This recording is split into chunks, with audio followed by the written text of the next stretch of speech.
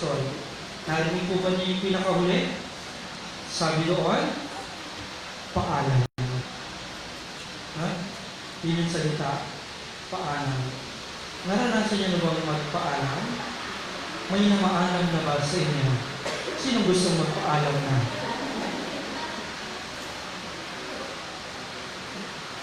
Di ba kapag nagpapaalam, may mga hinahabihin? Di ba? May mga hinahabihin. Naalala ko yung isang kwento ng isang mayamang negosyanteng Egypt. Marami siyang anak. At bawat anak niya ay pinatuloban niya ng kanya-kanyang negosyo. Mga tindahan. Iba't ibang tindahan. No? Lahat ng isipin mo pwede itinda niya na. No? So, ganun siya kayaman. At sa kanyang mga huling sandali ng buhay, sa kanyang mga huling hininga, yung lahat ng kanyang mga anak ay nakapaligid sa kanya. Sarap siguro mamatay, no? Kapag lahat ng mga mahal mo sa buhay ay nakapaligid sa iyo, nagpapahayag ng kanilang damdamin ng pagmamahal. Kaya lang itong negosyanteng mayaman na ito, hindi, iba yung kanyang nararamdaman. No? Isa-isa niyang tinawag yung kanyang mga anak sa kanilang mga pangalan. No? Sa ulahan niya yung pangalan, pati yung tindahan na kanilang pag-aari, lahat yung sa ulahan niya. At pagkatapos niya tawagin ng kanilang pangalan, alam niyo yung sabi niya, imbis na paalalahanan yung kanyang mga anak, sabi ng nanay na namamatay, bakit kayong lahat naririto? Sino ang bantay sa tindahan? Ano? Mamamatay na lang, tindahan pa rin. Ano? Mga kapatid, naalala ko ng batang maliit pa po ako.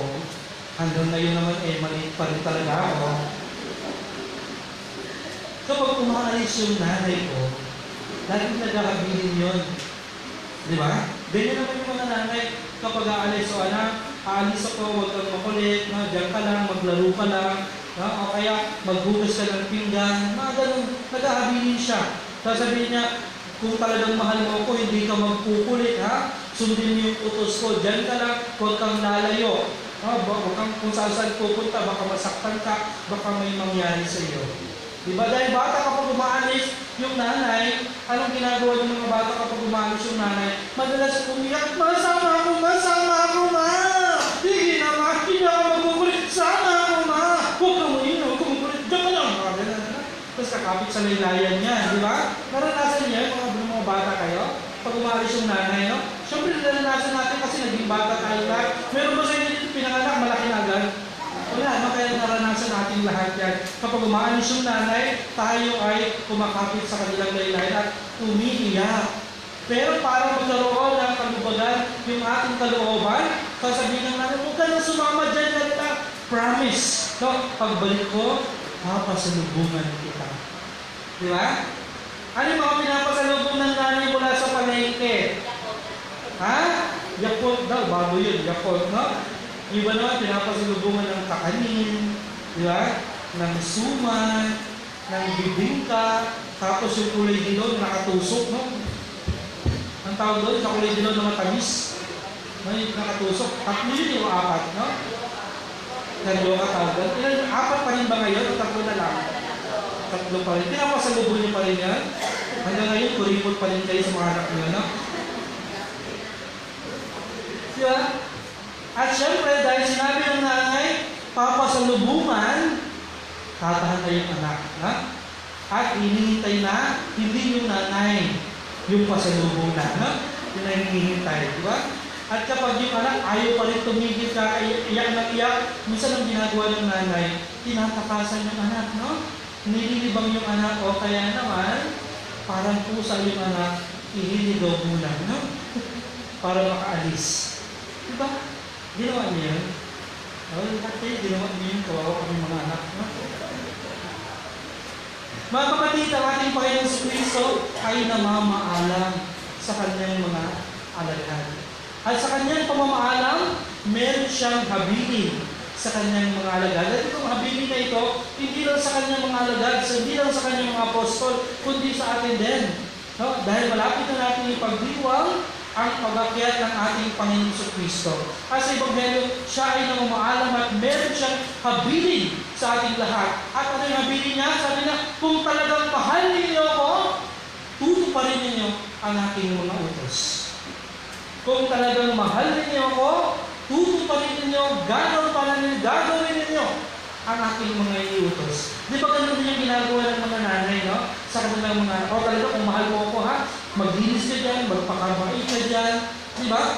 Sapagkat pinapakita yung pagmamahal, hindi lang sa salita, kundi lang higit sa gawa. At yan ang habilin sa atin ng ating Panginoong Kristo. Kung talagang mahal ba natin ang Diyos, kung mahal natin si Kristo, dapat nakikita ito sa ating mga gawa sa pamagitan ng pagsunod sa Kanyang utos. Ilang linggo na natin pinagninilayan yung utos ng Panginoon.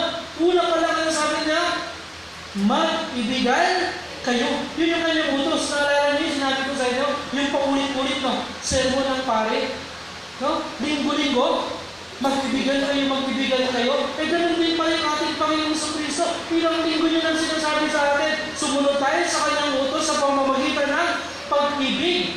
At hindi lang sa salita, kundi lalo higit sa gawa. Ito yung Kanyang huling habilin sa atin, na tayo ay mag-ibigan. Sapagkat sa pag-ibig natin na ipinapamalas, dito mapapatunayan natin na tayo ay katiwa-tiwala sa pag-ibig ng Diyos. Hindi natin maaalis yung agaw-agaw sa ating Panginoong Kristo habang siya ay namamaalam. Bakit? Sapagkat iniisip niya, naku, baka pag iniwan ko itong mga alagad na ito, baka sila ay magtulasan, baka sila ay mag-away-away, baka sila ay magpagalingan, magpataasan. Diba? Naalala ninyo? Nung kasama pa nila si Kristo, diba? Nag-aagawan sila kung sino uupo sa kanan at kung sino uupo sa kaliwa. Kung sino ang dakila sa kanila. Kaya pinapaalalahanan sila ng ating Panginoon Kristo na mag-ibigan, maging pantay-pantay sa pag-ibig. Di po ba? Yun yung kanyang muling habilin. Kasi kung minsan, ganun talaga nangyayari. Di ba meron tayong kasabihan? Kapag nawala ang pusa, nagkakagulo ang mga daga. Di ba? Kapag nawala si Kristo, baka magkagulo ito. Kung minsan nangyayari sa pamilya natin yan, di ba? Nung buhay yung mga magulang, magkakabatid yung mga magkakapatid. Pero nung namatay yung mga magulang, yung mga magkakapatid nag-aaway-away. At anong pinagawa yan? Yung kapirasong lupa. Di ba? Ito'y pagpapakita na hindi naging totoo at ganap yung pag-ibig na nagahari sa loob ng pamilya. Diba? Kasi kung mahal natin ang magulang, kung may pagmamahalan sa loob ng pamilya, mawala man yung isa, nagpapatatag sa atin yung pag-ibig na iniwan ng magulang. Ganun din sa ating Panginoong Kristo. Kung talagang mahal natin si Kristo, pinapatatag tayo ng pag-ibig ng Diyos upang tayo ay hindi mag-away-away, upang tayo ay hindi magkawatak-watak, upang tayo ay hindi magkanya-kanya, kundi manatiling isa sa pag-ibig ng Diyos. Yun yung kanyang munting paalala sa atin sa kanyang pag-alis, ang pag-ibig. At hindi na nagpaalala ng ating Panginoong Kristo, meron pa siyang remembrance. Diba kung minsan pag may mga maalis, may mga remembrance. Pwede naman ang picture mo para pag wala ka na, nakikita ko, nakaalala pa rin kita. Diba? Mga remembrance. Ano yung remembrance sa atin ng Panginoong Kristo? Huh? Tanggapin ninyo ang kapayapaan. Huh? Kapayapaan ang paalala, ang iniwang alaala sa atin ng ating Panginoong Kristo. Dahil ayaw niya na tayo na maghawatak-watak, kayo ipinatulog niya ang alaala ng kapayapaan. At linggo-linggo, araw-araw sa banal na misa, ito'y sinasambit natin, sumainyo ang kapayapaan. Sapagkat dito, patuloy natin inaalala ang ating Panginoong Kristo. At tayo ay pinapaalalahanan na mamuhay sa kapayapaan sa pamamagitan ng pagmamahalan. Diba? Mamuhay sa kapayapaan sa pamamagitan ng pagmamahalan. Paano ba tayo tunay na makapamumuhay sa kapayapaan na kaalaala sa atin ng Panginoon Kristo? Simple lang. Ikaw ay makapamumuhay sa kapayapaan kapag ikaw ay sumusunod sa utos ng Panginoon. Di ba napakapayapa ng buhay kapag meron kang alituntuning sinusunod? Di po ba? Napakapayapa ng isang lipunan kung ang bawat mamamayan ay sumusunod sa batas, sumusunod sa kautusan. Napakapayapa. Ganun din pagdating sa ating kalooban. Kung gusto mo ng kapayapaan sa iyong kalooban, sumunod ka sa utos ng Panginoon. Ilang 10 utos ba meron ng Diyos? Ilan? Ilan? Ilang 10 utos meron ng Diyos? 10. Ang talino ninyo, no? 10 utos. At yung 10 utos ay ibinuod pa ng Panginoon. Saan? Sa dalawa. No, ibigin mo ang Diyos ang buong puso, ang buong kaluluwa. Pangalawa, ibigin mo yung kapwa gaya ng iyong sarili. At sa ating Ebanghelyo, mas pinaiksi niya. No? Ito ang pundasyon ng lahat ng mga utos, mag-ibigan kayo. Ibig sabihin, ang pundasyon ng lahat ng utos ng Panginoon ay walang iba kundi ang pag-ibig. Kung gusto mong mamuhay sa kapayapaan, magmahal ka. Diba? Umibig ka. At ano ang mangyayari sa iyo kapag ikaw ay nagmahal? Sabi ng ating Panginoong Jesucristo sa mga taong nagmamahal sa Ebanghelyo, sabi doon, ako ay sumasa Kanya at ang Ama ay sumasa Kanya. Kami ay mananahan sa Kanya. O di ba ang ganda? Upang mamuhay tayo sa kapayapaan, sunod tayo sa utos ng Diyos at yung Diyos ay mananahan sa atin. Sa madaling salita, dahil nasa sa atin ang presensya ng Diyos, ikaw ay palaging namumuhay sa kapayapaan. Balikan niyo na yung buhay ninyo. Noong mga panahon na hindi kayo madalas nagsisimba, noong mga panahon na hindi kayo madalas nananalangin, di ba maraming pagkakataon para bagang ang liligalig natin? Maraming pagkakataon, balisan-balisa tayo. Pero nung namuhay tayo sa presensya ng Diyos, nung tinanggap natin ang pag-ibig ng Diyos, nakaranas tayo ng kalwalhatian. Nakaranas tayo ng kapayapaan sapagkat tunay na tunay ang presensya ng Diyos ay ganap na kapayapaan ang dulot sa ating buhay. Pag sinabi bang kapayapaan, hindi ka na makararanas ng suliranin? Hindi po. Pag sinabi bang kapayapaan, hindi ka na makararanas ng pag-uusig? Hindi po. Kapag sinabi bang kapayapaan, hindi ka na magkakaroon ng karamdaman? Hindi po. Pag sinabi bang kapayapaan, hindi ka na magkakaroon ng katungganian? Hindi po. Pag sinabi kapayapaan, sa gitna ng suliranin, nakakaranas ka pa rin ng kapinawaan, ng kapayapaan. Amen? Sa gitna ng pag-uusig, nararamdaman mo pa rin ang kapayapaan. Sa gitna ng karamdaman, no, nakakaranas ka pa rin ng kapayapaan. Di po ba? Sa gitna ng lahat ng masasalimuot na pangyayari sa buhay, nakakaranas ka pa rin ng kapayapaan. At kapag ganyan ang iyong nararamdaman, tunay na tunay, sumasa iyo ang kapayapaan. Amen? Mga kapatid, yan sana yung ating maganap sa buhay natin, ang mamuhay sa kapayapaan ng Diyos. Sabi ko kanina, kapag umaalis yung mga nanay, laging may pasalubong. Di ba? Si Kristo rin, sa kanyang pag-alis, mayroon siyang pasalubong. Dahil ayaw niya tayong iwan ng mga namumulila. Ayaw niya tayong iwan ng mga ulilang lubos. Kaya meron siyang pasalubong. At ano yung kanyang pasalubong? Ang patnubay, ang Espiritu Santo. Isusugo ng Ama ang Espiritu Santo upang hindi natin maramdaman na tayo ay nag-iisa. Upang hindi natin maramdaman na tayo ay ulila. Isinugo ng Ama ang Espiritu Santo upang tayo ay mayroong malakbay sa ating buhay. Isinugo ng Ama ang Espiritu Santo upang mas lalo tayong maging malapit sa Diyos. At ang Espiritu Santo, di ba? Kapag may pasalubong, yung pasalubong, bit nung dumarating. Pero sa ating Panginoong Jesucristo, hindi ganon. Yung pasalubong niya ay pinaunan niya na ang Espiritu Santo.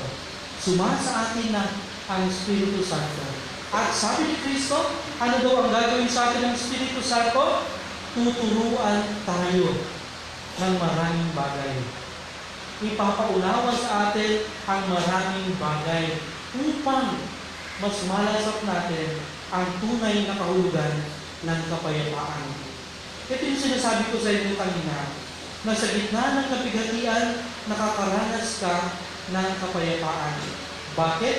Dahil sa Espiritu Santo, ipapaunawa sa iyo ng Espiritu Santo. Bakit ka mapayapa kahit ikaw ay may pinagdaraanan? Bakit ka mapayapa kahit ikaw ay inuusig? Bakit ka mapayapa kahit ikaw ay may problema? Ito ay dahil sa Espiritu Santo. Pangalawa, na gagawin sa atin ng Espiritu Santo, sabi ng ating Panginoon Kristo sa Ebanghelyo, ipapaalala niya ang aking mga itinuro at sinabi sa inyo. Sa pamamagitan ng Espiritu Santo, ang mga salita ni Kristo ay buhay na buhay sa ating puso. Sa pamamagitan ng Espiritu Santo, lahat ng halimbawa ni Kristo ay buhay na buhay sa ating puso. Dahil ang Espiritu Santo ang siyang patuloy na nagpapaunawa at nagpapaalala ng pagkilos ng Diyos sa ating buhay. Kaya magpasalamat tayo sa Espiritu Santo. Dahil sa Espiritu Santo, mas nakilala natin kung sino ang Diyos. Dahil sa Espiritu Santo, mas nararamdaman natin ang pagkilos ng Diyos sa ating buhay. Tingnan na lang natin kung ano ang nagawa ng Espiritu Santo sa unang simbahan. No? Sa simbahan, nakita natin sa ating unang pagbasa, meron silang pag-uusap. Meron silang hindi pagkakaunawaan. Tingnan niyo itong mga alagad na kinasihan ng Espiritu Santo, hindi nakaligtas sa pag-uusig, hindi nakaligtas sa tunggalian, hindi nakaligtas sa mga usapin. Pero dahil nasa kanila ang Espiritu Santo, sa kabila ng kaguluhan, sa kabila ng hindi pagkakaunawaan, nandoon ang Espiritu Santo at ipinaunawa sa kanila, binigyan ng katugunan ng Espiritu Santo ang dapat nilang sampalatayanan. Di ba may pinagtatalunan doon sa unang pagbasa? Hindi sila nagkakaunawaan sa isang katuruan, sa isang doktrina. At ano yung katuruan? Kung maliligtas daw ba ang mga supot, yung mga hindi tuli, hindi lang pinagtatanungan. Kung maliligtas daw ba ang mga hindi tuli. Naku, yung mga supot dyan, ingat. Bakit? Anong halaga nito? Kasi, ayon sa utos ni Moises, ayon sa utos ni Moises, ang lahat ay dapat na matulit upang sila ay mapabilang. Saan? Sa bayan ng Diyos. Diba? Subalit ang ating Panginoon sa Kristo ay muling nabuhay at itinatag niya ang kanyang iglesia. Nagkaroon ng tunggalian sapagkat maraming mga hindi Hudyo ang nananampalataya na sa ating Panginoon sa Kristo. Kung kaya pinag-usapan nila sa Jerusalem, pinatawag nila ang mga pinuno ng bawat simbahan, pinatawag nila ang mga alagad, ang mga apostoles, upang pag-usapan. At sa tulong ng Espiritu Santo, nagkaroon ng kaayusan at kaliwanagan ang bawat isa. Mga kapatid, sa ating ikalawang pagbasa, ito ang kalooban ng Diyos. Ito ang kagustuhan ng Diyos, na tayo ay maging mga banal na lungsod, banal na bayan ng Diyos. Katulad ng pangitain ni San Juan sa pahayag, bumababa mula sa langit ang bagong Jerusalem. Mga kapatid, ang bagong Jerusalem ay tayo. Tayo na mga nananampalataya kay Kristo. At ang bagong Jerusalem ay pinapakilala sa unang pagbasa ay walang iba kundi ang mga nanininingan ng karangalan ng Diyos, nanininingan ng liwanag ng Diyos. At ang liwanag nito ay walang iba kundi ang kanyang utos ang atas ng pag-ibig. At sabi doon, walang templo, sapagkat ang templo ay ang Diyos. At ang templo ay tayo rin. Tandaan natin, isa sa mga turo ni San Pablo. Sabi doon, ang katawan natin ay templo ng Espiritu Santo. Sa madaling salita, tayo din ay mga templo na dapat nililiwanagan ng pag-ibig ng Diyos. Namumuhay sa pag-ibig ng Diyos. Mga kapatid, no? Maging buhay tayo templo ng Diyos. Sa pamagitan, sa pamumuhay, sa kapayapaan, sa pagsunod sa utos ng Diyos, at patuloy na kinakasihan ng Espiritu Santo. Amen.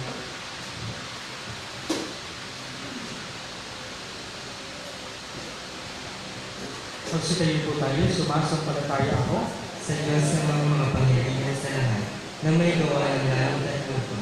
Sumasampalataya ako kay Jesucristo, iisang anak ng Diyos, Panginoon natin lahat. Nagkatawang tao siya na lang ng Espiritu Santo, ipinanganak ni Santa Maria Gabriel, pinagpakasakit ni Poncio Pilato, ipinako sa krus ng matay ni Libin, nanawag sa kameroroonan ng mga limao, nang may katong araw na buhay na magulit, umakyat sa langit, naluklong sa kanan ng Diyos ng mga makapangyarihan sa lahat. Doon magmumulang pag-ibig at hukom sa nabubuhay at namatay na tao. Sumasampalataya naman ako sa Diyos Espiritu Santo, sa kanal na simbahang katolikan, sa kasamaan ng mga banal, sa kapatawaran ng mga kasalanan, sa pagkabuhay ng muli ng namatay na tao, at sa buhay ng mga namatay. Amen. Hilingin natin sa Ama ay sugo niya ang Espiritu Santo upang tayo gabayan at palalahanan ng mga turo ng Panginoon. Ating sabihin, Panginoon, dinggin mo ang iyong bayan. Panginoon, dinggin mo ang iyong bayan. Gabayan nawa ng Espiritu Santo si Papa Francisco sa pamumuno niya sa simbahan at pagpapatutuo ng pag-ibig ng Diyos sa harap ng mundong nagihang ng materialismo. Manalangin tayo.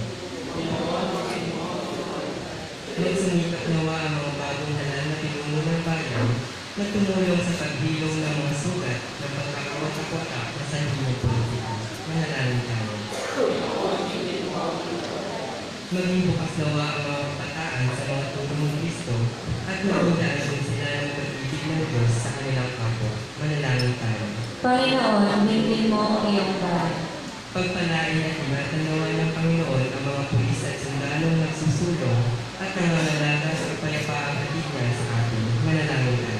Panginoon, dinggin mo ang iyong bayan. Isama po natin sa ating manalangin ng pasasalamat at personal na intensyon ni Rachel Macalino, Marilu Umayang and family, Friends Garden, Bonbon Garden, Dixon family, Ignacio family, Cara family, at Ines family. Manalangin tayo.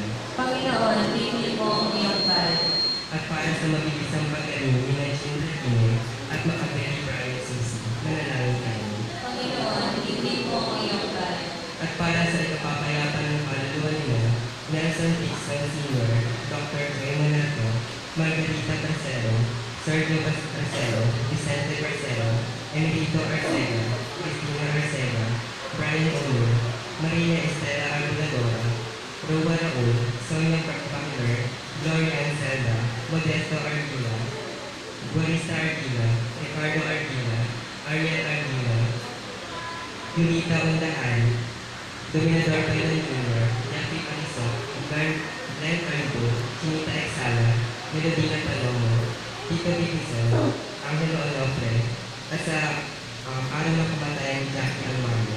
Manalangin tayo. Panginoon, dinggin mo ang iyong bayan. Mga kapatid, sa katahimikan ng ating mga puso, italangin natin sa Panginoon ang ating mga pansabihin kaibigan.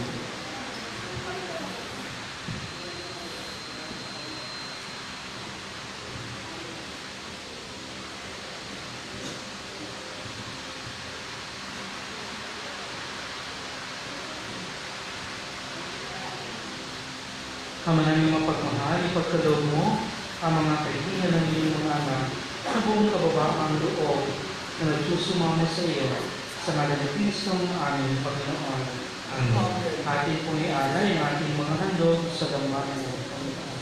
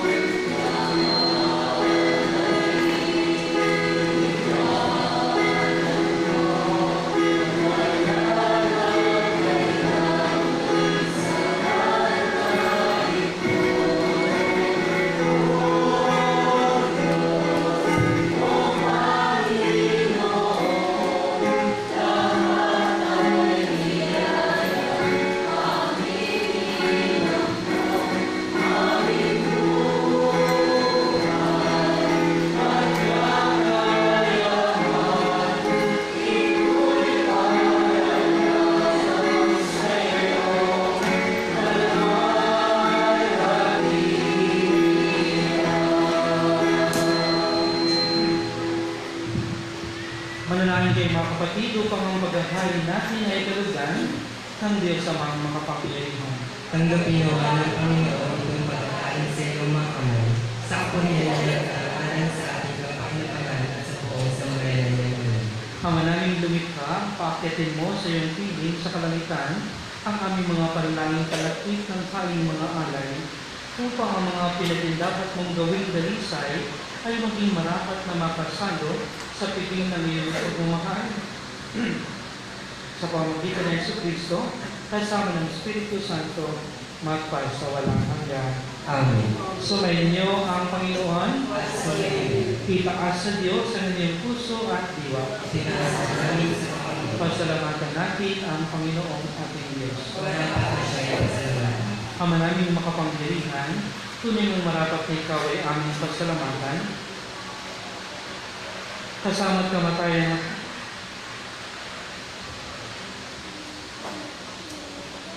na ikaw aming may pinagdiriwang ang paghahain ng Mesiyas, ang maamong tupa na tumubos sa aming lahat. Ang katawan ng anak mong sa krus na bayubay ay handog ng pag-ibig na walang kapantay. Ito ang paghahain ganap mong kinalugnan. Ito ang ilong dating ng dating pag-aalay. Ang buong sarili ng anak mong si Jesus ay inihahain sa iyo upang kami matubos. Siya ang dambana at paring naghahandog. Siya pa rin ang tupang handog ni Kaupod. Kaya kaysa ng mga anghel na nagsisiawit ang papulit sa iyo nang walang humpay sa kalangitan. Kami naguguni sa iyong kadakilaan.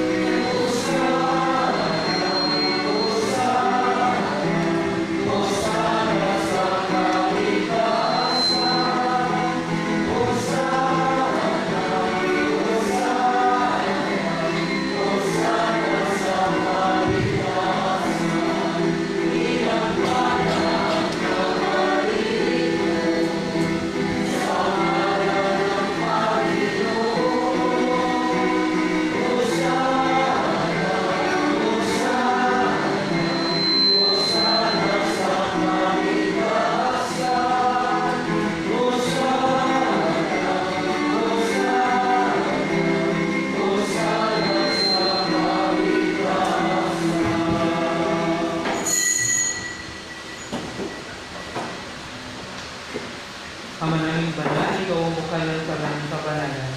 Kaya sa pamagitan ng iyong Espiritu, gawin mong banal ang mga kaloob na ito, upang para sa amin maging katawan at dugo ng aming Panginoong Jesu Cristo. Bago niya pinagtiis ang pusang loob na maging handog, tinawagan niya ang tinapay. Pinasalamatan kanya, pinaghati-hati niya iyon, pinibot sa kanyang mga alagad at sinabi, "Tanggapin ninyong lahat ito at kanin, ito ang aking katawan na ihahandog para sa inyo."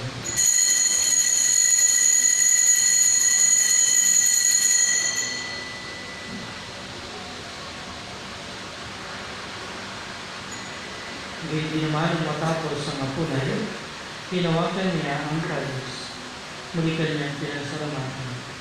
Pinibot niya ang kalis sa kanyang mga alagad at sinabi, "Tanggapin niyong lahat ito at inumin. Ito ang kalis ng aking dugo ng bago at walang hanggang tipan. Ang aking dugo na ibuhos para sa inyo at para sa lahat sa ikapagpapatawad ng mga kasalanan. Gawin niyo ito sa pag-alanan sa akin."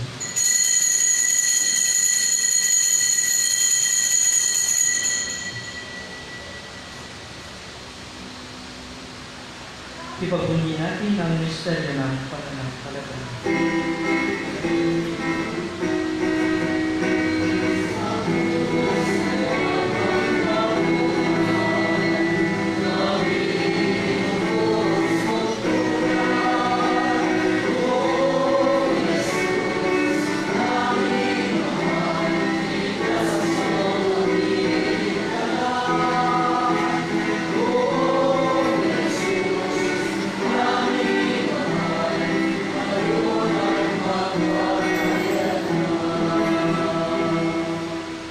ginagawa namin ngayon ang pag-alala sa pagkamatay at muling pagkabuhay ng iyong anak, kaya tiniaalay namin sa iyo ang tinapay na nagbibigay buhay at ang kanis na nagkakaloob ng kaligtasan.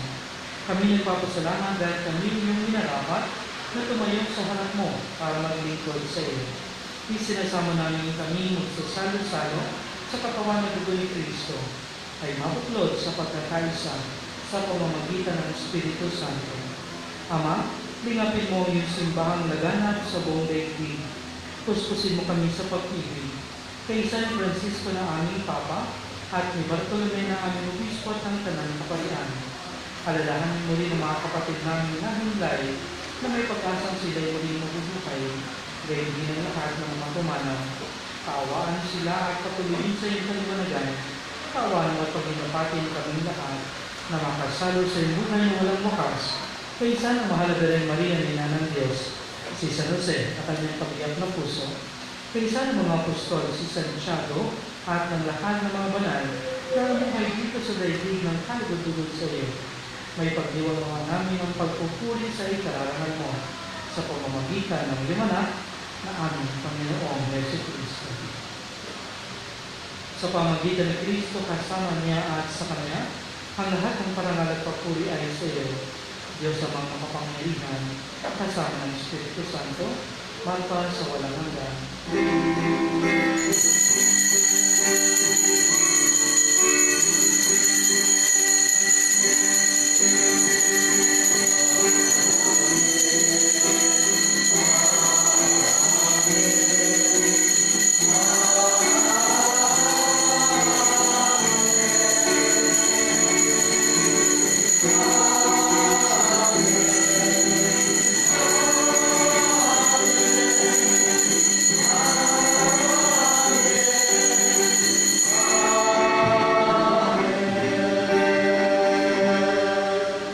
Sa tagubilin ng mga nakagagaling na utos at turo ni Jesus na Panginoon natin ang Diyos, ipahayag po natin ang lakas loob.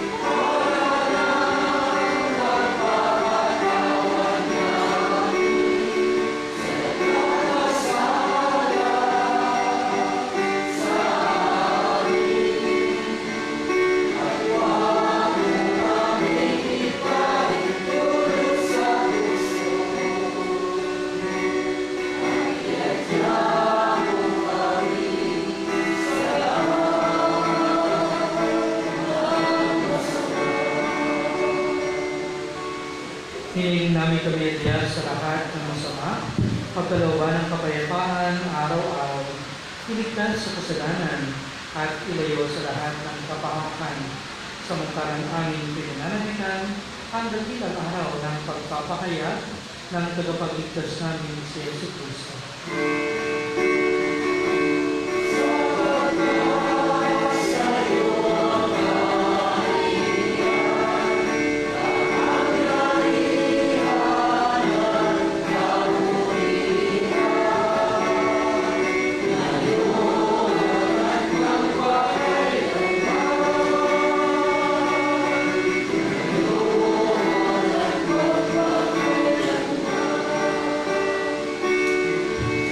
Panginoon Jesucristo, sinabi mo sa mga apostol, kapayapaan ang iniiwan ko sa inyo. Ang aking kapayapaan ang binibigay ko sa inyo. Tunghayan mo ang aming pananampalataya at huwag ang aming mga pagkakasala. Pagkalooban mo kami ng kapayapaan at pagkakaisa sa iyong kalooban, kasama ng Espiritu Santo, magpasa walang hanggan. Ang kapayapaan ng Panginoon ay laging sumainyo. At sumainyo. Magbigay po tayo ng kapayapaan sa isa't isa.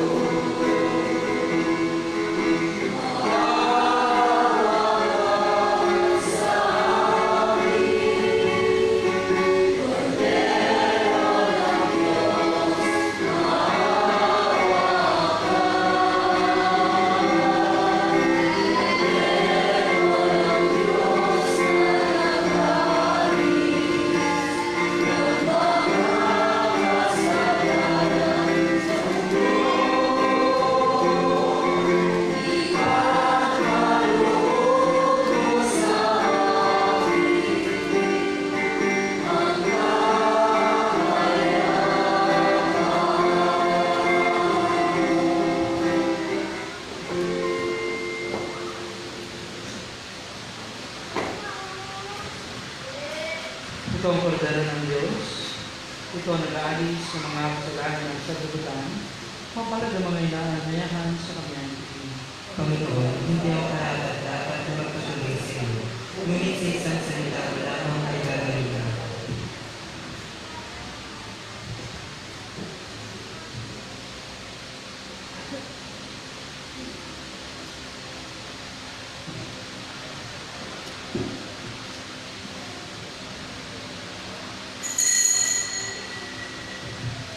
Kung ako ay makahaling mag-uwi sa iyong tubig at sa iyong susubuin at ubay sa iyong tubig, ay naman ay pag-ibig.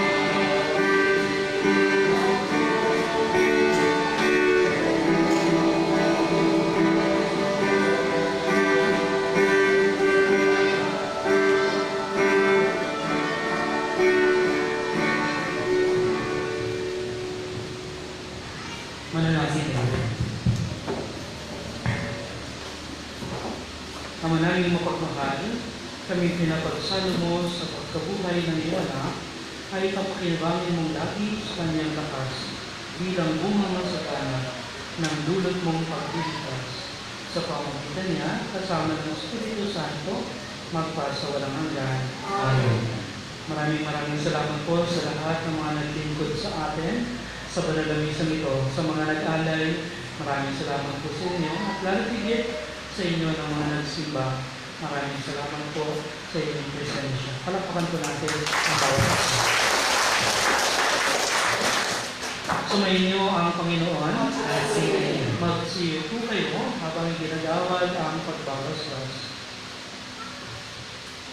Ang mapagpala isugo mo ang iyong liwanag upang makamtan ang ibinibigay ng iyong kagandahang loob at may talaga ng tanan ang sarili sa paggawa ng mabuti. Sa pamamagitan ng Kristo, kasama ng Espiritu Santo, magpasa walang hanggan. Amen. At pagpalain po kayo lahat ng makapangyarihang Diyos, ang Ama at ng Anak at ng Espiritu Santo. Amen. Pero sa ating banal na misa, kumain kayo taglay ang pag-ibig at kapayapaan ni Kristo. Salamat sa Diyos.